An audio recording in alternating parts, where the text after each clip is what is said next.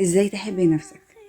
انا موضوع النهارده ما بيتكلمش خالص انك ازاي تبقى اناني او انك تعلي صيغة الايجو عندك خالص. انا كل اللي انا بقوله انك تعرف نفسك. انا لو جيت قلت لك اقعد مع واحد صاحبك هتديله كل وقتك، هتحاول انك تفهم مشاعره وتفهم احتياجاته، تفهم هو عاوز ايه بالظبط. ده اللي انا بقوله انك تعمله مع نفسك.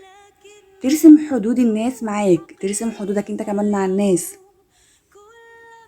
تعرف انت بتحبي ايه وتسامح نفسك على اي غلط انت بتعمله.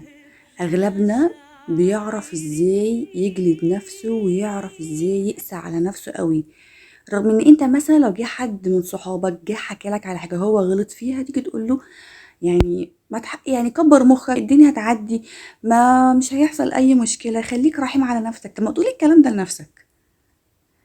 تاني حاجة، ما تقارنش نفسك بحد. كل واحد فينا له سكته المختلفة تماما عن التاني. حتى لو انتوا الاتنين في نفس المجال، انت عندك حاجة بتميزك وهو اكيد عنده حاجة بتميزه. فتأكد ان انتوا الاتنين مش هتتضربوا مع بعض لو كل واحد فكر في نفسه، ما فكرش ان هو ازاي يقلد التاني.